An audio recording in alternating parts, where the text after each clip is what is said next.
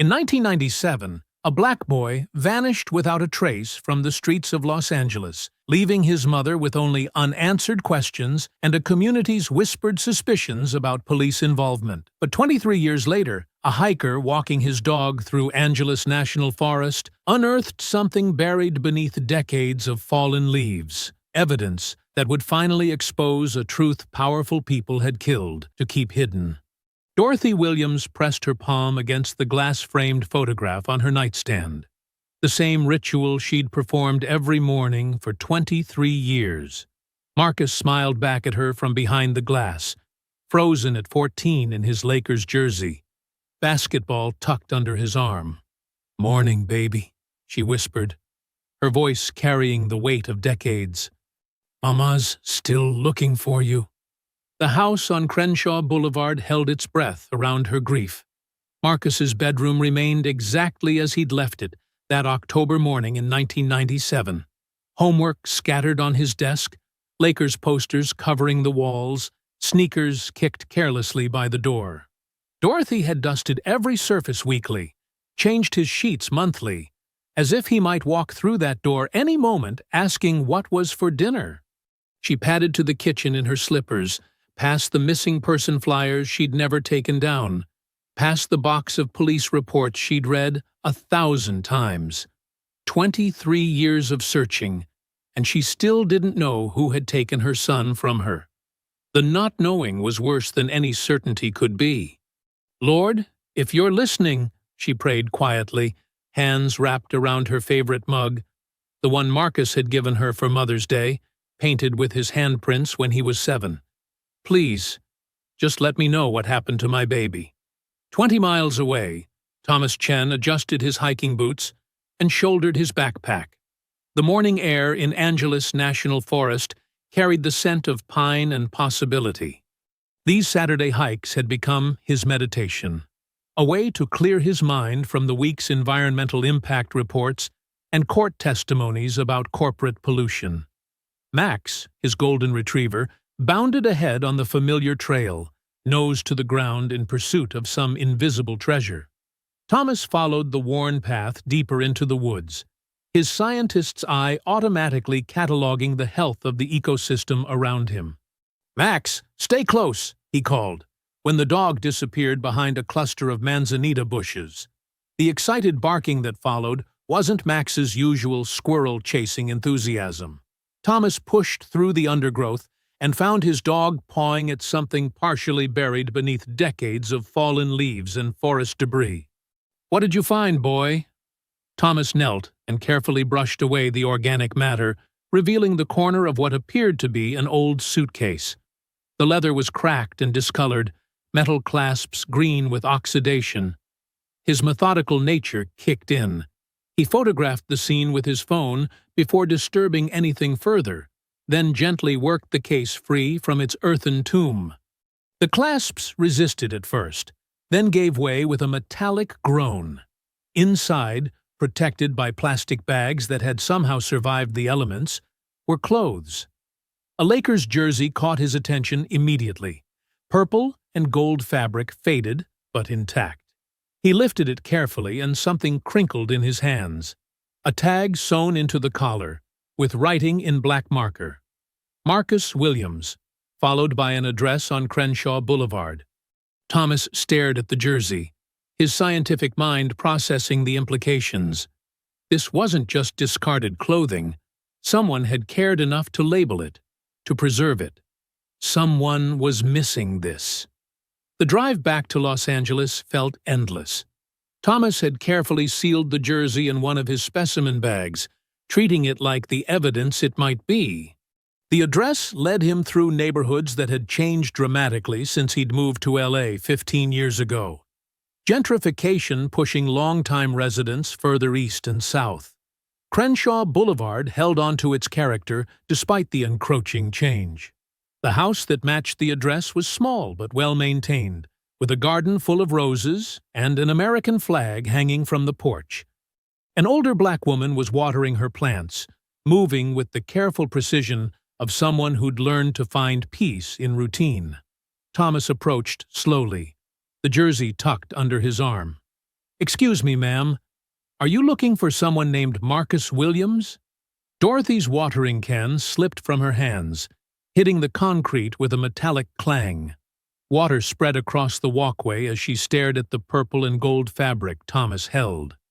Her legs went weak, and she grabbed the porch railing for support. "Oh my God!" she breathed, her voice breaking. That's my baby's jersey." Tears began streaming down her face as 23 years of hope and desperation collided. "Where did you find my baby's jersey? Please, please tell me you found my son."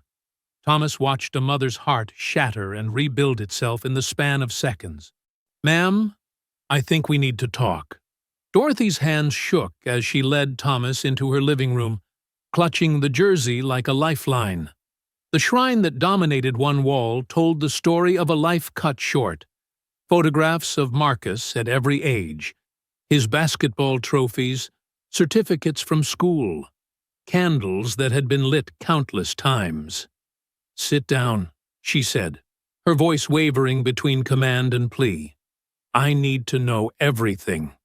Every single detail about where you found this." Thomas settled onto the couch, pulling out his phone to show the photos he'd taken. About 3 feet down, covered by years of forest debris. The suitcase was old, weathered. There were other clothes inside, but this jersey had his name and address. Dorothy's finger traced the faded writing, fresh tears spilling. "I taught him to write his information on everything. Case it gets lost," I'd tell him. "Never thought—" She couldn't finish. "Mrs. Williams, how long has Marcus been missing?" 23 years, 4 months, and 9 days. The precision of her answer revealed the weight she'd carried. "But he's not missing.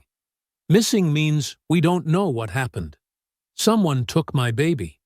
Someone killed my baby. I just don't know who." She stood abruptly and disappeared down the hallway, returning with a thick manila folder and worn notebooks. "I've been investigating since the day he disappeared. The police gave up, but I never stopped looking." Thomas watched her spread documents across the coffee table with practiced efficiency. Police reports, witness statements, maps with locations marked in different colored ink, newspaper clippings yellowed with age. "Tell me about that day," Thomas said gently. Dorothy's breath caught, and suddenly she was back in that kitchen 23 years ago. The memory hit her like a physical blow. "October 15th, 1997, she began, her voice breaking. "Marcus left for school wearing this exact jersey. He had basketball tryouts after classes, was so excited he could barely eat breakfast." The flashback consumed her. "Mama, you think I'll make varsity?" Marcus had asked, bouncing a basketball against the kitchen wall despite her repeated requests not to. "Marcus Williams, stop that bouncing before you knock something over." But she'd been laughing, unable to contain her pride in his determination. "I'm gonna play for the Lakers someday, just like Magic Johnson. You gonna sit courtside and cheer for me." He'd kissed her cheek and grabbed his backpack. "Love you, Mama." "I love you too, baby. Come straight home after practice." "I will. Promise." But he never came home. Dorothy collapsed back into her chair, sobbing. "He promised me he'd come home. My baby always kept his promises, Mr. Chen. Always." Thomas moved closer, his heart breaking for this woman's pain. "Mrs. Williams, what did the police investigation find?" "Nothing!" The word exploded from her with 23 years of frustration. "They spent 2 weeks looking before they decided he was a runaway. Said he probably joined a gang or got involved with drugs. They didn't know my son. They didn't even try to know him." She wiped her eyes and pulled out witness statements written in her own careful handwriting. "So, I did my own investigation. I talked to everyone who saw Marcus that day. His friend Jerome was the last to see him around 3:30, walking toward the bus stop on Crenshaw. Did anyone else see him after that?" Dorothy's voice dropped to a whisper. "Mrs. Patterson from the corner store Thinks she saw him talking to someone in a car around 4 o'clock. But it was getting dark, and she couldn't make out faces, or even if it was really him. She pulled out more documents, her movements becoming frantic. I followed every lead, Mr. Chen. Every single one. Talked to gang members, drug dealers, other kids from school. Nobody knew anything. It's like my baby just vanished into thin air. Except now we know he didn't just vanish. Dorothy looked up at him, her eyes red and swollen. For 23 years, I've had nightmares about what might have happened to him. Was he scared? Did he call for me? Did he suffer? Her voice broke completely. But not knowing who took him, not knowing why, it's been eating me alive. She stood and walked to Marcus's photograph, touching the glass with trembling fingers. Every night, I promise him I'll find out what happened. Every morning, I wake up, and I'm still failing him. Mrs. Williams, you haven't failed him. You've spent 23 years searching for the truth. But I still don't know who killed my son. The anguish in her voice filled the room. I don't know their names, their faces, their reasons. I don't know if they're still out there, walking free, maybe hurting other children. Thomas studied the documents spread before them. This investigation you've done, it's incredibly thorough. You've gathered more evidence than most police departments would. Dorothy wiped her tears, her resolve hardening. And now we have something they can't ignore. We have proof that Marcus is gone, and we have a location. She turned to face Thomas, determination replacing despair. Mr. Chen, will you help me find out who killed my son? Yes, ma'am. We're going to find the truth. Dorothy had spent 3 sleepless nights researching before making her choice. Detective Sarah Martinez, assigned to the LAPD's cold case unit for the past 2 years, had a reputation in the community. One of the few officers people actually trusted. I know who you are, Dorothy said, as she settled into the chair across from Martinez's desk, Thomas beside her with the carefully preserved jersey. Rosa Delgado is my friend from church. She told me how you helped find her nephew's killer when everyone else had given up. Martinez looked up from her computer, studying Dorothy's determined but exhausted expression. Mrs. Williams, right? You called about new evidence in your son's case. That's right. Dorothy placed a thick folder on the desk, her hands trembling slightly. I need you to understand something before we start. I've been investigating Marcus's disappearance for 23 years, and I still don't know who killed my baby. The admission hung in the air, raw and painful. Dorothy's voice cracked as she continued, 23 years, Detective Martinez. 23 years of following dead ends, chasing shadows, hoping every phone call might be the one that brings him home. And I'm no closer to knowing who took him from me than I was the day he disappeared. She opened the folder with shaking hands, revealing meticulously organized documents, photocopied police reports, witness statements written in her own careful handwriting, maps with locations marked in different colored pens. Mrs. Williams, this is incredibly thorough, Martinez said, flipping through the pages. I was a school secretary for 35 years before I retired. I know how to keep records. Dorothy's voice wavered between pride and desperation. But all these records, all this work, and I still can't tell you who murdered my son or why they did it. Thomas gently unwrapped the Lakers jersey. Detective Martinez, this is what I found buried in Angeles National Forest. Along with other clothes that belonged to Marcus. Martinez pulled on latex gloves and examined the jersey, noting the faded but still legible name and address. How long do you estimate this has been buried? 23 years, Dorothy whispered, fresh tears starting. The same 23 years I've been going crazy, not knowing what happened to him. She leaned forward, her voice becoming urgent. Detective, I need you to understand how this feels. Every day for 23 years, I've wondered if the person who killed Marcus is someone I pass on the street, someone who shops at my grocery store, someone who sits next to me at church. Martinez set down the jersey carefully. Mrs. Williams, what was the original investigation like? Dorothy's laugh was bitter. What investigation?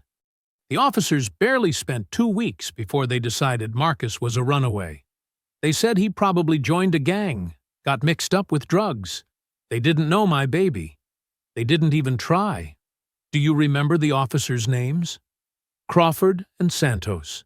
They treated me like I was bothering them every time I called asking for updates. Dorothy's voice hardened with old anger. Crawford told me to my face that boys like Marcus usually end up in trouble anyway. Like my son was already guilty of something just for being born. Thomas watched Martinez's expression darken.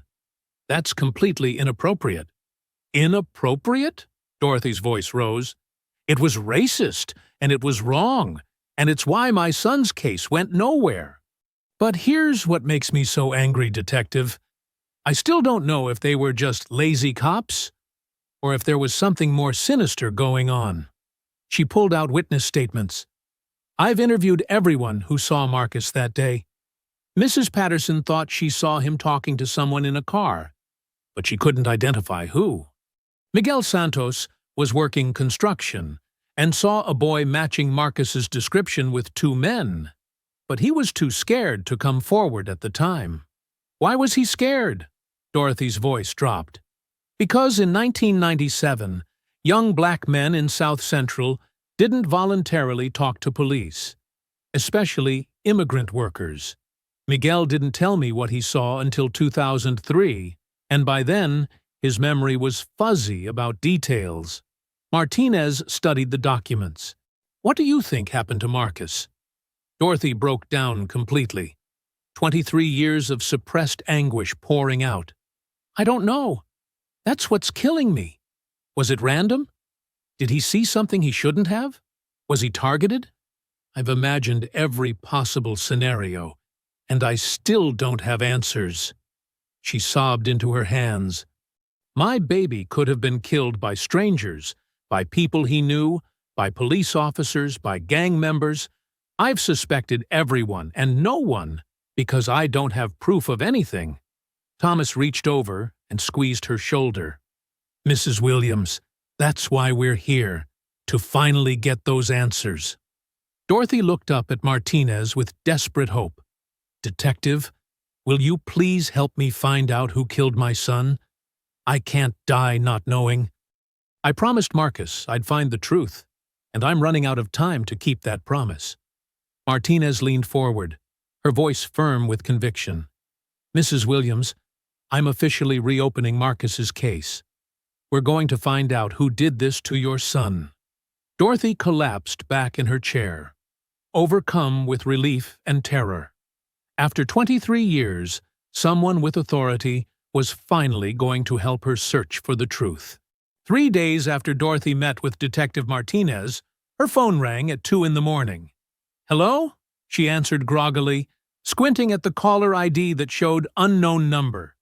Heavy breathing filled the line, then a distorted voice. Stop digging up the past, old woman. Some things are better left buried. Dorothy's blood turned to ice. Who is this? What do you want? Drop the investigation. Forget about the jersey. Forget about your son. Or you'll join him. The line went dead. Dorothy sat in her dark bedroom, clutching the phone, her whole body trembling. After 23 years of searching, someone was finally scared enough to threaten her, which meant she was getting close to something, or someone, dangerous. The next morning, she found a dead cat on her front porch. This isn't right, Thomas said when he arrived an hour later, having rushed over after her panicked phone call. We need to call Detective Martinez. Already did. She's on her way. Dorothy stood in her doorway, refusing to be intimidated, despite the fear in her eyes. But don't you see what this means? Someone knows we're investigating. Someone powerful enough to get my phone number. Someone who's been watching. Mrs. Williams, maybe we should slow down. Slow down? Dorothy's voice exploded with fury. Mr. Chen, someone just threatened to kill me because I'm trying to find out who murdered my son. That tells me we're on the right track. Martinez arrived within the hour, examining the dead animal and taking photos. Mrs. Williams, I'm going to be honest with you. This escalation concerns me. Maybe you should consider backing off until we have more resources. Dorothy's eyes blazed. Detective, with all due respect, I've been waiting 23 years for someone to take my son's case seriously. Now that someone's scared enough to threaten me, you want me to quit? I want you to stay alive. I've been dead inside for 23 years. Dorothy's voice cracked with raw emotion. My baby was taken from me, and whoever did it has been walking around free all this time. They think they can scare me into silence like they did back in 1997? They picked the wrong mother. She turned to both of them, her resolve hardening with each word. Someone killed my child and thought they got away with it.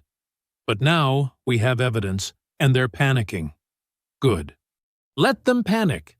That afternoon, Dorothy made a decision that surprised even herself. She called Pastor Williams, her brother, and asked him to arrange a community meeting at the church. Dorothy, you sure about this? Pastor Williams asked, as they set up chairs in the fellowship hall. Going public might put you in more danger. I'm already in danger. Have been since the day Marcus disappeared. She straightened her shoulders. But you know what? I'm not the only mother in this community who's lost a child and never got answers. 50 people showed up that evening. Dorothy stood at the front of the room, Marcus's jersey spread on the table beside her, and told her story. She spoke about the phone threats, the dead cat, and her certainty that someone was trying to stop her investigation. How many of you have lost children to violence? She asked. How many of you never got real answers about what happened? Hands went up throughout the room. Mothers, fathers, grandparents, all carrying the same pain Dorothy knew too well. My son Marcus was murdered 23 years ago, she continued, her voice growing stronger. Someone buried his clothes in the mountains and thought they'd buried the truth with them. But truth has a way of coming to light. An older woman in the front row stood up. My grandson Jerome disappeared in 1998. Police said he was a runaway too. Another voice called out, My nephew Antonio, 2001, never found his body. One by one, families began sharing their stories of children lost and investigations that went nowhere. Dorothy listened to each one, her heart breaking and her resolve strengthening simultaneously. This is bigger than just Marcus, she said finally. This is about a pattern of our children disappearing and nobody caring enough to find the truth. She looked around the room at the grieving faces. Well, I care. And I'm not stopping until I find out who killed my son, even if it kills me. The room erupted in applause, but Dorothy could see the fear in their eyes too. Fear of retaliation, fear of what the truth might reveal, fear of hoping too much after decades of disappointment. But for the first time in 23 years, Dorothy didn't feel alone in her fight. The next morning, Dorothy arrived at the police station with a new sense of purpose, carrying a fresh notebook and the community contact list from the church meeting. Detective Martinez, I've been thinking about this all wrong, she said, settling into the chair across from Martinez's desk. For 23 years, I've been asking what happened to Marcus, but the real question is, who had contact with him that day? Martinez looked up from the case file she'd been reviewing. That's exactly the approach we need to take. Let's build a timeline of everyone who saw or spoke to Marcus on October 15, 1997. Dorothy opened her notebook, pages filled with names and notes accumulated over decades. I've interviewed dozens of people over the years, but I want to go through them systematically this time. No more scattered searching. Start from the beginning. Who was the first person to see Marcus that day? Me. Dorothy's voice softened. He came into the kitchen around 7:30 for breakfast, excited about basketball tryouts, talking about his dreams of playing for the Lakers. She paused, gathering herself. He left the house at 8:15 to catch the school bus. Martinez wrote notes as Dorothy continued. His homeroom teacher, Mrs. Rodriguez, marked him present at 9 a.m. His friend Jerome sat with him at lunch and walked partway home with him after school around 3:15. That's when Jerome last saw him? At the corner of Crenshaw and Florence. Jerome went east toward his house. Marcus continued north toward the bus stop. Dorothy's finger traced the route on a map she'd photocopied countless times. That's where the trail goes cold. Martinez leaned forward. But you mentioned other witnesses over the years. Mrs. Patterson from the corner store thought she saw Marcus around 4 o'clock, but she wasn't certain it was him. The lighting was poor, and she only got a glimpse. Dorothy flipped pages in her notebook. Then there's Miguel Santos, the construction worker. He was working on Florence Avenue that day. What did Miguel see? Dorothy's voice grew more intense. He saw a black teenager matching Marcus's description, talking to two men near a car. This was around 3:45, just 30 minutes after Jerome last saw him. Did Miguel provide descriptions of the men? That's where it gets complicated. Dorothy's frustration was evident. Miguel was undocumented in 1997. He was terrified of police, wouldn't come forward at the time. When I finally found him in 2003, his memory had faded. He remembered the boy looked scared, remembered the men were older, but couldn't recall specific details about their appearance. Martinez made more notes. Anyone else? A few people mentioned seeing police cars in the area that afternoon, but that wasn't unusual. There was Mrs. Chen, no relation to Thomas, who lived on Crenshaw. She was putting out trash when she heard voices getting loud somewhere nearby, but she didn't see anything. Dorothy's voice cracked slightly. The hardest part is knowing that someone out there saw what happened to my baby, but they either don't realize it or they're too scared to come forward. Mrs. Williams, after all these years, why do you think people would still be afraid to talk? Dorothy met her eyes directly. Because whoever killed Marcus has power. Real power. The kind that makes people disappear when they ask too many questions. Martinez felt a chill at Dorothy's words. What makes you think that? The threats started the moment we reopened this case. Whoever did this has been watching, waiting, making sure the truth stays buried. Dorothy's voice hardened with determination. But they made a mistake threatening me. It just proves we're getting close to something they don't want found.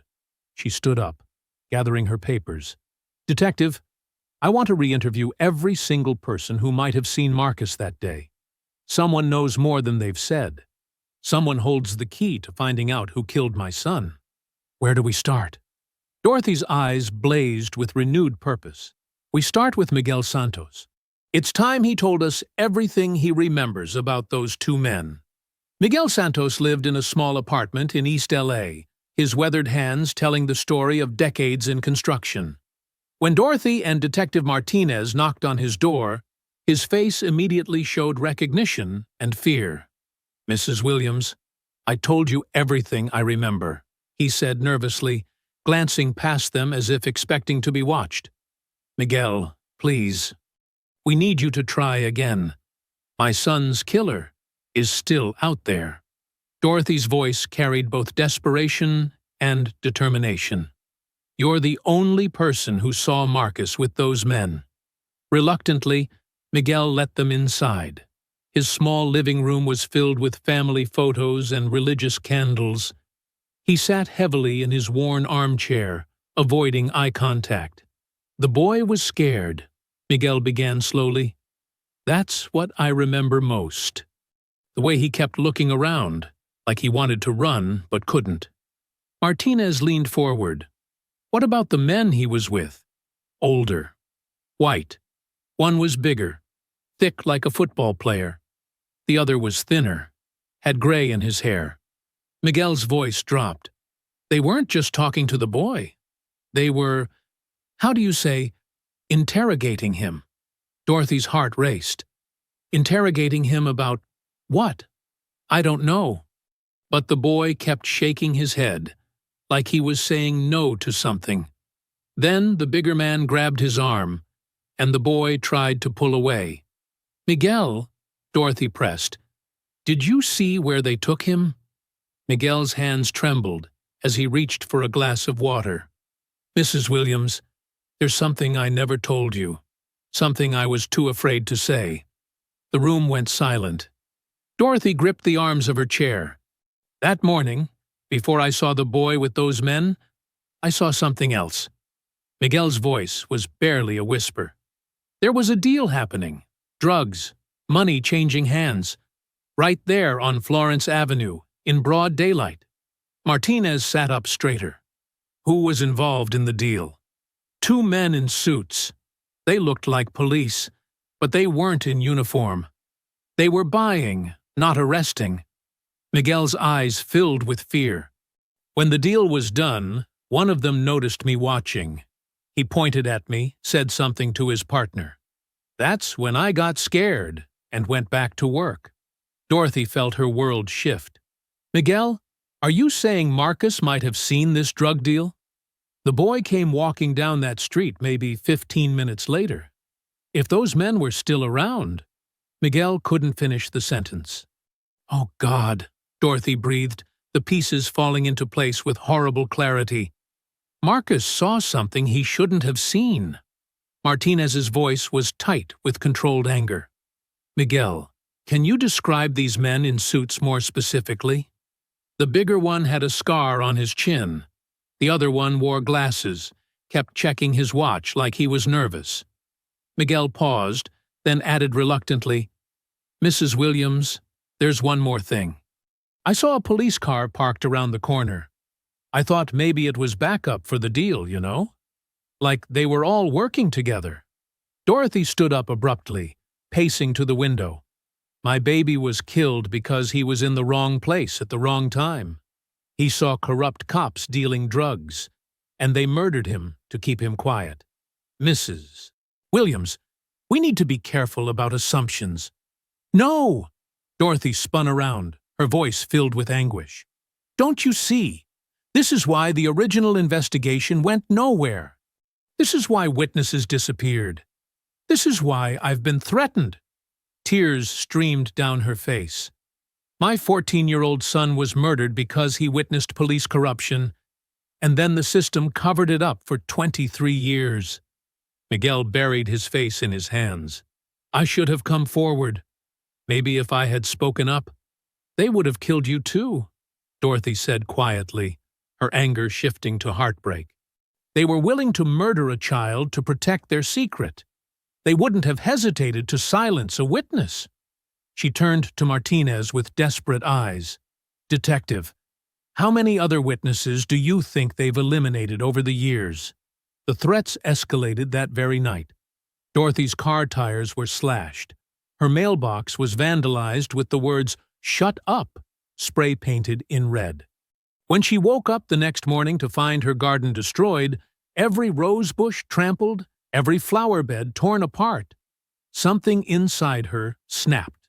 That's it, she screamed, standing in the ruins of her carefully tended garden. You want to threaten me? You want to destroy everything I care about? Well, you already took the most important thing in my life. Thomas arrived to find Dorothy sitting on her front steps, surrounded by the destruction, tears streaming down her face as she clutched a photo of Marcus. Mrs. Williams, maybe it's time to consider— Don't! She cut him off, her voice raw with emotion. Don't you dare suggest I give up. Not when we're this close to the truth. But even as she said it, the weight of 23 years crashed down on her. Dorothy buried her face in her hands and sobbed. Not the quiet tears she'd shed over the years, but deep, wrenching sobs that came from her soul. I'm so tired, she whispered between gasps. I'm so damn tired of fighting for justice that should have been given freely. I'm tired of being strong when all I want is my baby back. Thomas sat beside her on the steps. No one would blame you if you needed to stop. But Marcus would blame me. Dorothy's voice cracked with anguish. Every night for 23 years, I've promised his picture that I wouldn't give up. How can I break that promise now? She stood up suddenly, pacing in front of her destroyed garden. They killed my 14-year-old son because he saw something he shouldn't have seen. Then they buried him like garbage and let me spend 23 years wondering if he was alive somewhere, if he was hurt, if he was calling for me. Her voice rose to a shout. They let me blame myself. They let me wonder if I could have protected him. They watched me tear myself apart with guilt and grief, and they said, nothing. Pastor Williams arrived just as Dorothy reached her breaking point. Sister, what's going on here? They destroyed Mama's garden, Thomas explained quietly. Someone's trying to intimidate her into stopping the investigation. Pastor Williams took in the scene. The slashed tires, the vandalized mailbox, his sister's tear-stained face. Dorothy, maybe the Lord is telling you. Don't! Dorothy whirled on him, fury blazing in her eyes. Don't you dare tell me this is God's will. God didn't kill my son. Evil men did. And God didn't spend 23 years covering it up. Corrupt cops did. She collapsed against her brother, finally letting herself be vulnerable. I'm scared, William. I'm so scared. But I'm more scared of living the rest of my life not knowing who killed Marcus and why. Pastor Williams held his sister as she cried. What do you need from me? Dorothy pulled back, wiping her tears with determination. I need my church family. I need people who will stand with me when these killers try to silence me. You have us. You've always had us. Then I'm going public with everything we've learned. Dorothy's voice grew stronger with each word. If they want to threaten me, let them do it in front of the whole city. Let them explain why they're so desperate to keep a 23-year-old murder case quiet. Thomas looked concerned. Mrs. Williams, that could put you in serious danger. I've been in danger since the day I started asking questions about Marcus's disappearance. Dorothy straightened her shoulders, her resolve hardening. But you know what? They made a mistake when they decided to threaten me. Because now I know for certain we're on the right track. She looked at both men with fierce determination. They're scared, and they should be. Because I'm not backing down until everyone knows what they did to my son. Dorothy's decision to go public sent shockwaves through Los Angeles. Channel 7 News ran her story as their lead segment. Mother's 23-year search for justice. New evidence in cold case murder. Dorothy sat across from reporter Maria Gonzalez, Marcus's Lakers jersey displayed prominently between them. Mrs. Williams, you believe your son witnessed police corruption and was killed to silence him, Maria said. That's a serious allegation. It's not an allegation. It's the truth. Dorothy's voice was steady, her eyes blazing with conviction. My son Marcus was murdered because corrupt officers couldn't let him live with what he'd seen. They buried his body like he was nothing, then spent 23 years watching me suffer. The story spread across social media within hours. Justice for Marcus began trending. Dorothy's phone rang constantly. Reporters requesting interviews, community activists offering support, and anonymous callers making threats. That evening, as Dorothy sat in her living room answering emails from supporters, her phone rang. The caller ID showed unknown number. Mrs. Williams? The voice was different from the previous calls, older, more direct. Who is this? Someone who knows you're making a big mistake. You think you're close to the truth, but you're about to destroy innocent people's lives. Dorothy's heart pounded, but her voice remained strong. Innocent people don't threaten mothers looking for their children's killers. Crawford and Santos are good men who served this city with honor.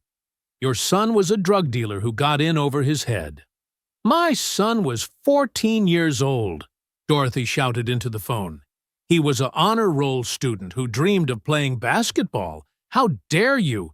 Face the facts, lady. Your boy was in the wrong place at the wrong time because he was buying drugs. Those officers tried to help him, and things went wrong." Dorothy felt rage consuming her. "You're lying. You're all liars. Drop this crusade, or more people will get hurt. And we know where your brother's church is. Shame if something happened during Sunday service." The line went dead. Dorothy stared at the phone, shaking with fury and terror. They'd just threatened Pastor Williams and the entire congregation. Within an hour, Detective Martinez was at Dorothy's door. "Mrs. Williams, we need to talk about security measures." "They threatened my church," Dorothy said, her voice hollow with shock. "They threatened innocent people just because they're supporting me." "I know. We traced the call. It came from a burner phone, but we're working on it." Martinez sat down heavily. "There's something else. The call you just received? It mentioned Crawford and Santos by name." Dorothy looked up sharply. "Those were the original officers assigned to Marcus's case." "Exactly. Which means whoever called you knows specific details about the investigation that were never made public." Martinez leaned forward. "Mrs. Williams, I think we're dealing with people who were directly involved in your son's murder." The weight of that realization hit Dorothy like a physical blow. They're still out there, still covering for each other, still protecting themselves. "But they're panicking," Martinez pointed out. "Your media campaign is working. They're making mistakes, revealing information they shouldn't know." Dorothy stood up, pacing to Marcus's photograph. "Detective, what if they hurt people from my church? What if I'm putting innocent lives at risk? What if you stop now and let them get away with murdering your son?" Dorothy closed her eyes, feeling the weight of an impossible choice. Continue fighting and risk other people's lives, or surrender and let Marcus's killers walk free forever. When she opened her eyes, her resolve had crystallized. "My son died because he accidentally witnessed corruption. I won't let his death be meaningless by backing down now." She turned to Martinez with fierce determination. "Crawford and Santos, I want to know everything about them. Where they are now, what they're doing, who they're connected to. Because whoever called me tonight just gave us our first real lead in 23 years." Dorothy's relentless research into Crawford and Santos led her to an unexpected breakthrough. After hours of searching online records and making phone calls, she discovered that Santos had died of a heart attack 5 years earlier, leaving behind a widow named Elena Santos. "I found her address," Dorothy told Martinez the next morning, holding a piece of paper with trembling hands. "Elena Santos lives in Riverside. I want to talk to her." Mrs.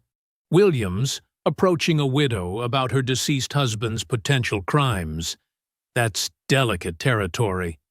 "Detective, that woman might be the only person left who knows what really happened to Marcus." Dorothy's voice was firm with resolve. "I'm going to Riverside today, with or without you." 2 hours later, Dorothy stood on Elena Santos's doorstep in a quiet suburban neighborhood. The woman who answered was in her 70s, frail and using a walker, her eyes immediately showing recognition when Dorothy introduced herself. "You're Marcus Williams's mother," Elena said quietly. "I saw you on the news.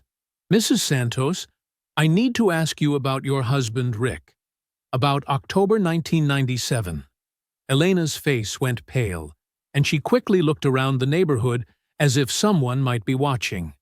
I don't know what you're talking about. Rick was a good officer. He served the community with honor." Dorothy stepped closer, her voice gentle but insistent. "Mrs. Santos, please. My son has been gone for 23 years. I just need to know what happened to him." Your son was a runaway. The police reports said, the police reports were lies. Dorothy's voice cracked with desperation. Mrs. Santos, I can see it in your eyes. You know something. Please, I'm begging you as one mother to another. Elena's hands trembled on her walker. Mrs. Williams, I think you should leave. I can't help you. But Dorothy had spent 23 years reading people's faces, learning to see past their words to the truth underneath. Elena Santos was terrified, but she was also carrying a burden that was eating her alive. Your husband changed after 1997, didn't he? Dorothy pressed gently. Something happened that October that haunted him for the rest of his life. Elena's composure cracked slightly. Rick never talked about work at home. But he did talk about it, didn't he? In his sleep, when he'd been drinking, when the guilt became too much to bear. Dorothy moved closer, her voice becoming more urgent. Mrs. Santos, I've spent 23 years living in hell, not knowing if my son is alive or dead, if he's suffering somewhere, if he needed me. Please don't let me die without knowing the truth. Elena backed away, shaking her head. You don't understand. There are people, dangerous people, who don't want these questions asked. What people? What are you afraid of? Nothing. I'm not afraid of anything. Elena's voice was high and panicked. Rick served this city honorably for 30 years. He was a good man who what? Dorothy interrupted. Who did something in October 1997 that destroyed his peace of mind for the rest of his life? Elena turned away, but Dorothy could see her shoulders shaking. Mrs. Santos, I know you're scared, but I also know you're in pain. Whatever your husband did, whatever happened to my son, it's been eating at you too. Please leave, Elena whispered. I can't leave, not when I'm this close to the truth about Marcus. Dorothy's voice broke with raw emotion. Mrs. Santos, look at me. Really, look at me. Elena turned slowly, and Dorothy could see tears forming in the older woman's eyes. I'm 67 years old. I've spent more than half my life searching for my son. I've knocked on thousands of doors, followed hundreds of leads, cried myself to sleep more nights than I can count. Dorothy's voice rose with passionate desperation. I have maybe 10 good years left on this earth, and I will not, die without knowing what happened to my baby. Elena's resolve was crumbling, but she still shook her head. You don't understand what you're asking. I'm asking for the truth. I'm asking for closure. I'm asking for the chance to finally lay my son to rest. Dorothy stepped forward, her eyes blazing with 23 years of suppressed anguish. Mrs. Santos, you're a mother too. You have children, grandchildren. How would you feel if one of them disappeared and someone who knew what happened refused to tell you? That's different. No, it's not different. Dorothy's voice exploded with pain and fury. It's exactly the same. Your husband knew what happened to my son, and now you know too. You're keeping a mother from her child. Elena began sobbing, her fragile composure finally shattering. You don't know what they'll do to me if I talk. Who? Who will do what to you? Crawford! He's still alive, still has friends in the department. Elena's words came out in a rush of terror and guilt. Rick was terrified of him even after they retired. Said Crawford would kill anyone who threatened to expose what they did. Dorothy felt her heart stop. What did they do, Mrs. Santos? What did Crawford and your husband do to Marcus? Elena collapsed into a chair, the weight of 23 years crushing down on her. Rick wasn't a bad man. He was weak, but he wasn't evil like Crawford. Tell me what happened to my son. They were taking money from drug dealers. Protection money. Elena's voice was barely a whisper. Rick said it started small, just looking the other way on minor deals. But then it grew bigger, more dangerous. Dorothy knelt beside Elena's chair, her voice gentle despite her racing heart. And Marcus saw something he shouldn't have seen. Elena nodded miserably. Rick said your son witnessed a big drug buy. Saw Crawford taking money from some dealer named Hernandez. The boy recognized Crawford from school events. So they killed him. Rick said Crawford panicked when the boy threatened to tell his mother. Rick wanted to just scare him, make him promise to stay quiet. But Crawford… Elena's voice broke completely. Crawford said they couldn't risk it. Dorothy felt the world tilt around her. After 23 years of wondering, of imagining every possible scenario, the truth was more brutal than her worst nightmares. Where is my son's body, Mrs. Santos? Elena was sobbing uncontrollably now. Rick kept detailed records. He was paranoid that Crawford would eventually kill him too, so he documented everything as insurance. What kind of records? A journal, photos, even audio recordings he made secretly. Elena looked up at Dorothy with tortured eyes. After Rick died, I found everything hidden in our garage. I've read it 100 times, and every time it breaks my heart all over again. Elena struggled to her feet and disappeared down a hallway, returning with a small metal box. Your son didn't deserve what happened to him. And you didn't deserve to suffer for 23 years not knowing. She handed Dorothy the box with trembling hands. Mrs. Williams, I'm sorry. I'm so sorry I didn't come forward sooner. I was too scared, too ashamed. Dorothy opened the box to find a leather journal, photographs, and several cassette tapes. The first entry in the journal was dated 3 months before Santos died. I can't sleep anymore. Every night I see that boy's face. Marcus Williams, 14 years old. Crawford shot him in cold blood, and I helped bury the body. God forgive me. I helped cover up the murder of a child. Dorothy's hands shook as she continued reading. 23 years of questions were finally being answered, but the truth was more devastating than she'd ever imagined. Mrs. Santos, she said quietly, will you help me make sure Crawford pays for what he did to my son? Elena nodded through her tears. It's time. Rick would want the truth to come out. He carried that guilt to his grave. Dorothy clutched the evidence that would finally bring her son's killer to justice. Marcus was coming home at last. Dorothy sat in her car outside Elena Santos's house for 20 minutes, staring at the box of evidence in her passenger seat.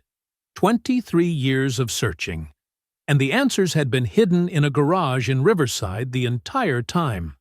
Her hands trembled as she picked up her phone to call Detective Martinez. Detective, I have it. I have everything. Mrs. Williams? What do you mean? Santos's widow gave me his confession. Journal entries, photographs, audio recordings. Crawford killed my baby. The words came out in a rush, as if saying them quickly would make them hurt less. He shot Marcus in the back and buried him in the mountains. Dorothy could hear Martinez's sharp intake of breath. Mrs. Williams, are you safe? Where are you? I'm safe. I'm coming to the station now. Dorothy started her car with shaking hands. Detective, after all these years of not knowing, I finally understand what happened to my son. And it's worse than anything I imagined. As she drove back to Los Angeles, Dorothy felt a strange mixture of relief and devastation washing over her. Relief that the search was finally over, that she had proof of what happened to Marcus. But devastation at learning the brutal details of his final moments, running for his life through the mountains, shot in the back by a man sworn to protect and serve. She pulled over at a rest stop and opened Santos's journal again, reading his anguished words. Crawford said the boy would ruin everything. Said our careers, our pensions, our families would all be destroyed if Marcus talked. I wanted to find another way, but Crawford was already reaching for his gun. When Marcus started running, Crawford didn't hesitate. One shot to the back. The boy fell face first into the dirt and never moved again. Dorothy closed the journal and wept for her son's terror, for the 23 years she'd spent wondering, for the justice that had been denied for so long. But underneath the grief was something else, a fierce satisfaction that Crawford's time of hiding was finally over. 300 miles away in Phoenix, Jim Crawford was drowning in paranoia and guilt. Ever since Dorothy Williams had appeared on television with that damned Lakers jersey, his carefully constructed life had been unraveling. He'd barely slept in weeks, jumping at every unexpected sound, checking his security cameras obsessively. The threatening phone calls he'd made to Dorothy Williams had been desperate, impulsive acts that he immediately regretted. He'd used voice changers, burner phones, anything to hide his identity. But even as he made the threats, he knew he was making things worse. Each call had been driven by panic rather than strategy, a cornered animal lashing out without thinking. The night he'd slashed her tires and destroyed her garden, Crawford had driven to Los Angeles in a fog of bourbon and terror. He wasn't even sure what he'd hoped to accomplish. Scare her into backing down? Make her give up the investigation? All he'd managed to do was prove that someone powerful was desperate to keep the truth buried. Standing in Dorothy Williams's destroyed garden at 3 a.m, Crawford had realized he was acting like an amateur, like a guilty man making obvious mistakes. But he couldn't stop himself. Every news report, every interview with Dorothy, every mention of the reopened case sent him deeper into a spiral of panic.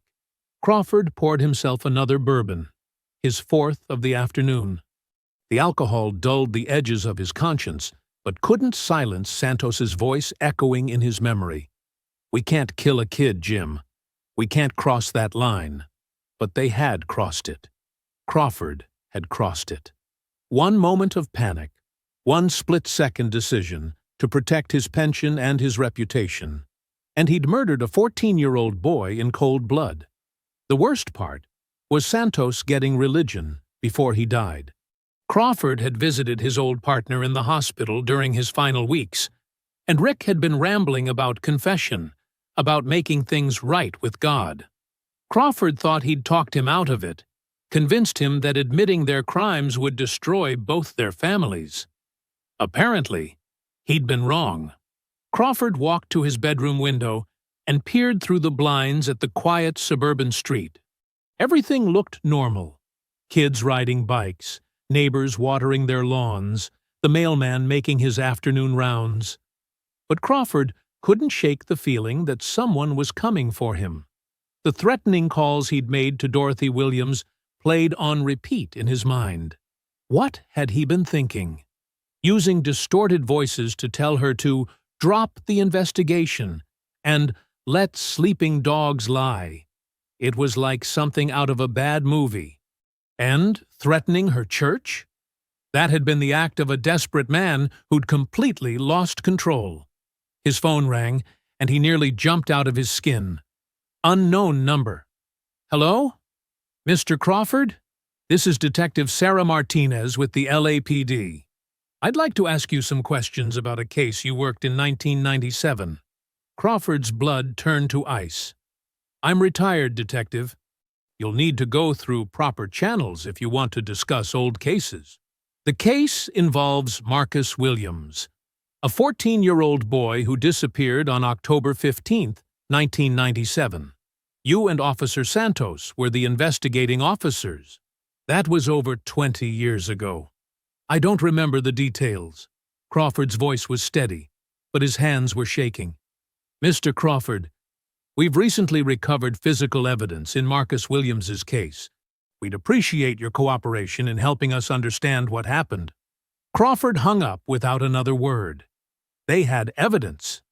Somehow, they had evidence. Santos must have kept records, documentation.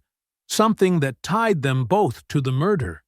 He grabbed his bourbon bottle and poured a larger glass, his mind racing through all the stupid mistakes he'd made in recent weeks. The threatening calls, the vandalism, the anonymous warnings that only proved someone was desperately trying to stop the investigation. Crawford had spent decades as a cop, knew better than anyone how investigations worked. Criminals always got caught because they panicked and did stupid things, and that's exactly what he'd been doing, acting like every guilty suspect he'd ever arrested. If they had enough evidence to arrest him, they would have sent local police, not called from Los Angeles. This was a fishing expedition. They suspected, but they didn't know for certain. But that Williams woman wouldn't give up. She'd been on every news station in Los Angeles, telling anyone who would listen that her son had been murdered by corrupt cops. Crawford had watched her interviews with growing dread, seeing the determination in her eyes, the absolute refusal to let the case die. He should have killed her years ago when she first started asking questions, should have made it look like a robbery gone wrong or an accident. But Santos had talked him out of it, said they'd already destroyed enough lives. Now it was too late. She had the whole city watching, supporters rallying around her cause. If anything happened to Dorothy Williams now, Crawford would be the obvious suspect. His doorbell rang, and Crawford froze. Through the peephole, he could see two men in suits standing on his porch. FBI, he realized with sinking dread. Not local police, not LAPD detectives, but federal agents. The game was over. Crawford considered not answering, but he could hear vehicles pulling up outside.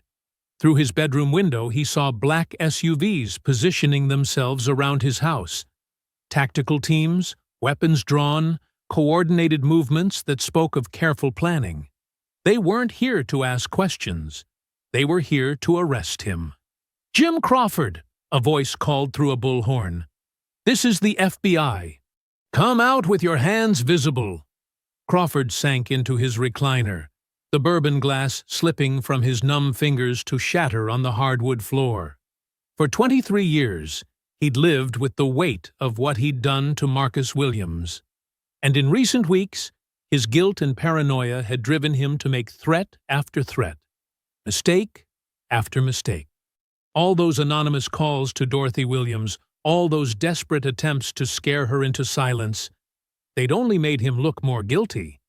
He'd been his own worst enemy, proving through his panic that he had something terrible to hide. But in his darkest moments, usually when he'd been drinking, Crawford remembered Marcus's face in those final seconds. The terror in the boy's eyes when he realized they weren't going to let him go. The way he'd tried to run through the forest, stumbling over roots and rocks, crying for his mother. "Mom! Mama, help me!"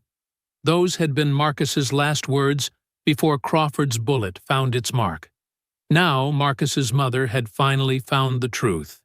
After 23 years of searching, Dorothy Williams had tracked down the evidence that would destroy him. Crawford stood up slowly, his arthritis making his movements stiff and painful. Outside, the FBI agents were growing impatient. "I'm coming out!" he called, opening his front door with hands raised. As the agents swarmed him, pressing him against his patrol car and reading him his rights, Crawford caught a glimpse of his neighbor's television through their front window. Dorothy Williams was on the screen, tears streaming down her face as she watched his arrest live on the news. "Jim Crawford, you're under arrest for the murder of Marcus Williams," Agent Rodriguez announced. For the first time in 23 years, Crawford felt something like relief. The waiting was finally over. 3 months had passed since Crawford's arrest. The media circus surrounding the trial had been relentless, with reporters camped outside the courthouse and legal experts analyzing every piece of evidence on television. Dorothy had endured countless interviews, each one forcing her to relive the details of Marcus's murder. But she knew this was the price of finally getting justice for her son. Now, sitting in the packed courtroom as opening statements began, Dorothy felt the weight of 23 years of searching culminating in this moment. Everything she had fought for, every lead she had followed, every sleepless night she had endured. It all came down to convincing 12 strangers that Jim Crawford was a cold-blooded killer. Ladies and gentlemen of the jury, District Attorney Rebecca Chen began. 23 years ago, 14-year-old Marcus Williams left for school, excited about basketball tryouts. He never came home because Officer Jim Crawford murdered him to cover up police corruption. Chen methodically laid out the prosecution's case, Santos's detailed journal, the physical evidence, Miguel's eyewitness testimony, and Dorothy's decades of investigation. But Dorothy could see the challenge they faced. 23 years was a long time. Memories had faded, and key witnesses had died. Crawford's defense attorney, Mark Sullivan, was equally methodical in his opening statement. The prosecution asks you to convict a decorated police officer based on the writings of an alcoholic who died 5 years ago and the theories of a grieving mother who has spent over 2 decades trying to blame someone, anyone, for her son's disappearance. Sullivan painted Santos as an unreliable narrator whose guilt over unrelated corruption had led him to create elaborate fantasies. He questioned the chain of custody for the buried evidence and suggested that Dorothy's investigation had been so single-minded that she'd ignored alternative explanations for Marcus's disappearance. As the trial progressed over the following weeks, Dorothy watched the jury's faces carefully. Some seemed moved by her testimony about Marcus's character and dreams. Others appeared skeptical when Sullivan cross-examined her about her investigative methods. The middle-aged black woman in the front row nodded sympathetically when Dorothy described the police department's initial dismissive attitude. But the older white man in the back seemed more convinced by Sullivan's arguments about reasonable doubt. Miguel Santos took the stand and testified about seeing Marcus with 2 men on the day he disappeared. But Sullivan's cross-examination revealed gaps in his memory and his initial reluctance to come forward. Elena Santos testified about finding her husband's confession materials, but Sullivan suggested she could have misunderstood Rick's guilt over other matters. The tension in the courtroom was palpable as each side scored points and suffered setbacks. Dorothy could feel the case teetering on a knife's edge. Some jurors seemed convinced of Crawford's guilt, while others appeared to have reasonable doubts.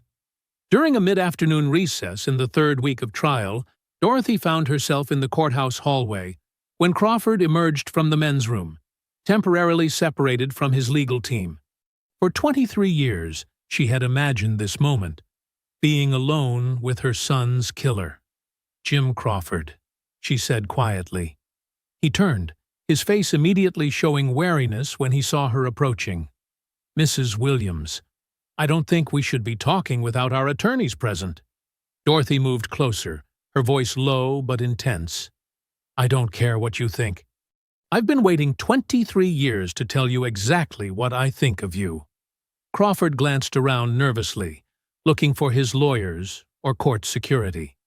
"Mrs. Williams, this isn't appropriate." "Appropriate?" Dorothy's voice rose slightly. "You want to talk about what's appropriate?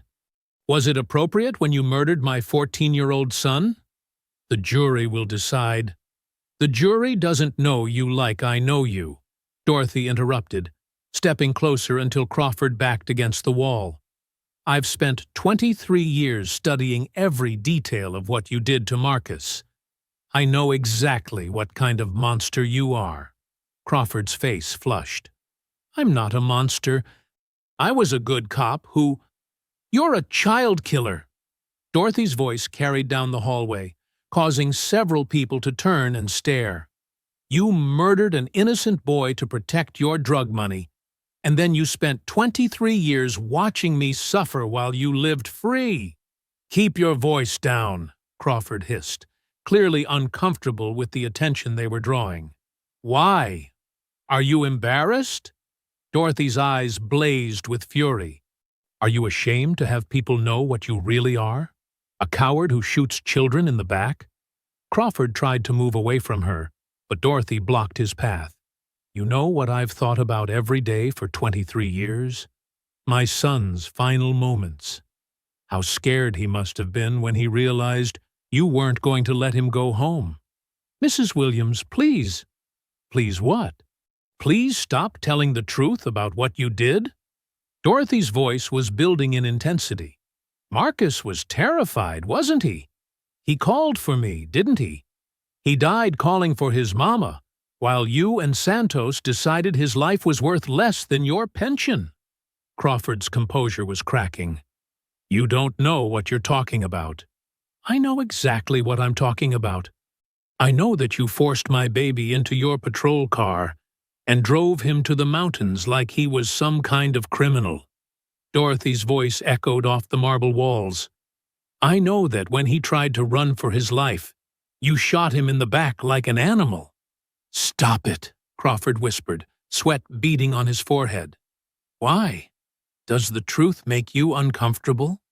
Dorothy stepped even closer, her voice dropping to a deadly whisper. For 23 years, I've wondered if Marcus suffered, if he was in pain, if he understood what was happening to him. Now I know he died in terror because of you. Crawford was trembling now. It wasn't supposed to happen like that. But it did happen like that. You made it happen like that. Dorothy's control finally snapped, and she began shouting. You looked into the eyes of a scared child, and you decided he had to die. You're not a police officer. You're a murderer. I know. Crawford broke down completely, his voice cracking. God help me. I know what I did. Dorothy stared at him, this broken man who had destroyed her life. You took everything from me. My son, my peace, my faith in justice. You are the worst kind of monster, one who hides behind a badge while destroying innocent lives. She leaned in close, her voice filled with 23 years of suppressed rage. Whatever happens in that courtroom, you'll never be free from what you did to Marcus. You'll carry that guilt until the day you die. And even then, it won't be enough. Crawford slumped against the wall, completely shattered. Before he could respond, his attorneys appeared around the corner, immediately rushing to separate them. Mrs. Williams, you cannot be speaking to our client, Sullivan said sternly. I'm done talking to him, Dorothy replied, her voice steady again. I've said everything I needed to say. She walked away, leaving Crawford sobbing against the courthouse wall. When the trial resumed, Crawford seemed different, more withdrawn, less confident. His attorneys had to prompt him to sit up straight, and Dorothy noticed he kept glancing at her with haunted eyes. The prosecution's closing argument was powerful, with D.A. Chen weaving together all the evidence into a compelling narrative of corruption and murder. Marcus Williams died because he witnessed police corruption, and Officer Crawford chose to silence him permanently rather than face the consequences of his actions. Sullivan's closing was equally strong, emphasizing the lack of direct physical evidence and the reliance on circumstantial proof. You cannot convict a man of murder based on speculation and the writings of a dead alcoholic, no matter how tragic Marcus Williams's disappearance may be. When the jury retired for deliberations, Dorothy felt her entire life hanging in the balance. 4 hours later, they returned. Has the jury reached a unanimous decision? Judge Morrison asked. We have, Your Honor, the foreman replied. Dorothy held her breath, 23 years of hope and pain crystallizing into this single moment. On the charge of first-degree murder, we find the defendant guilty. The courtroom erupted in cheers and sobs of relief. Dorothy collapsed into Thomas's arms, overwhelmed by the realization that Marcus had finally received justice. Across the courtroom, Crawford sat stunned as his attorneys immediately began discussing appeals. Judge Morrison sentenced Crawford to life in prison without the possibility of parole. As they led him away in shackles, Crawford looked back at Dorothy one final time. She met his gaze without flinching, knowing that her son's killer would spend the rest of his life behind bars. 23 years of searching had finally ended with justice for Marcus Williams. 6 months after Crawford's conviction, Dorothy stood in the bright morning sunlight at Forest Lawn Cemetery, holding a simple bronze marker that read, "Marcus Williams, beloved son, 1983–1997. His dreams live on." After 23 years of not knowing where her son rested, she finally had a place to say goodbye. The search and recovery operation in Angeles National Forest had taken 3 weeks. Using Santos's detailed journal entries and Crawford's confession, investigators had located Marcus's remains exactly where the documents indicated. Dorothy had been there when they found him, clutching Thomas's hand as the forensic team carefully excavated what was left of her baby. "He's coming home, Mrs. Williams," Detective Martinez had said quietly that day. "Marcus is finally coming home." Now, as the cemetery workers finished installing the headstone, Dorothy knelt and placed a fresh Lakers jersey beside the marker, the same purple and gold he'd been wearing the day he disappeared. "I kept my promise, baby," she whispered, her voice strong despite the tears. "I never stopped looking for you. I never gave up." Pastor Williams approached and placed a gentle hand on his sister's shoulder. "Marcus would be so proud of you, Dorothy. You never let the world forget him."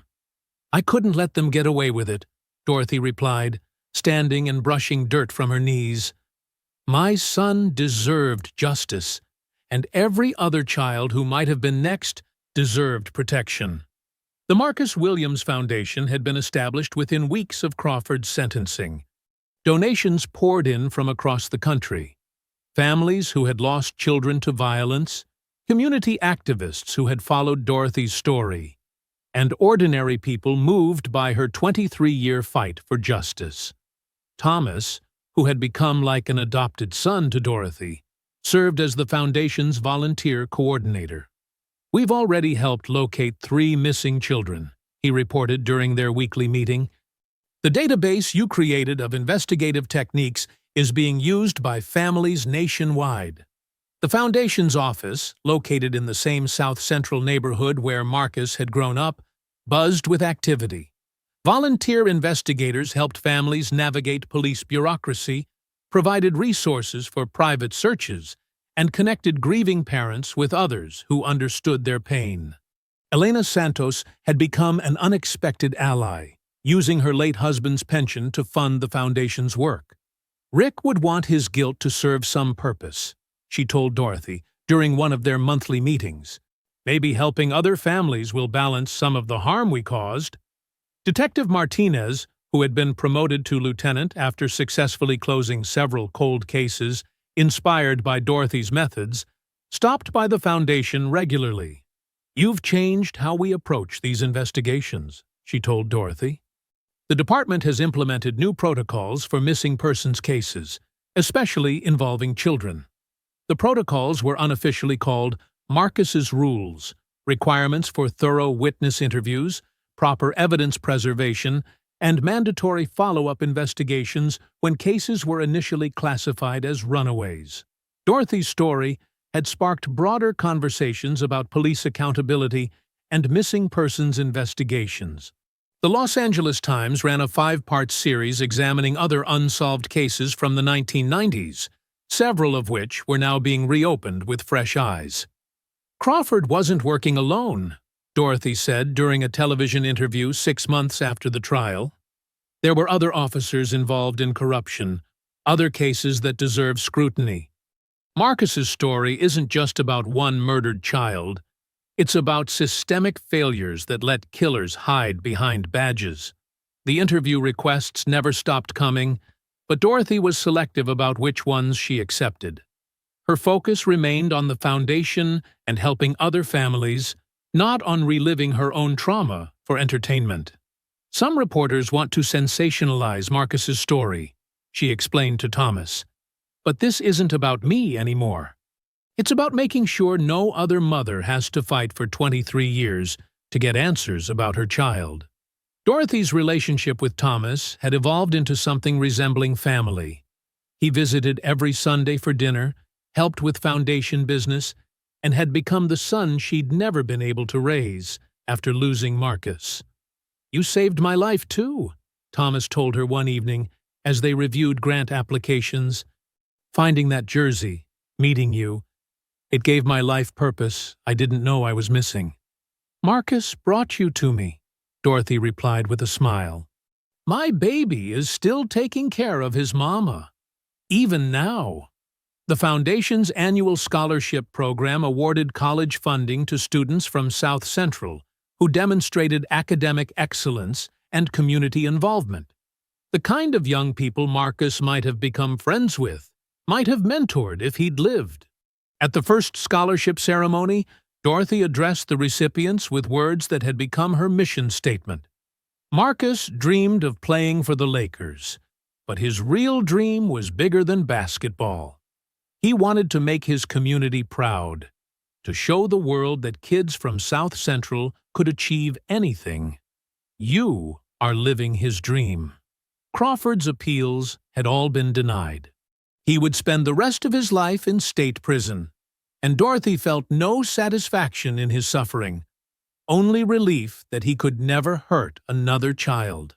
As Dorothy drove home from the cemetery that morning, she passed the corner where Marcus had last been seen alive. For the first time in 23 years, she didn't feel the crushing weight of unanswered questions.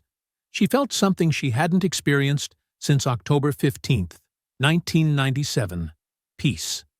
Marcus Williams was home. His story had sparked change that would protect other children. His mother's promise had been kept. The fight for justice was over, but the fight to honor his memory would continue for the rest of Dorothy's life. And that felt exactly right. I hope you enjoyed that story. Please like the video and subscribe so that you do not miss out on the next one. In the meantime, I have handpicked 2 stories for you that I think you will enjoy. Have a great day.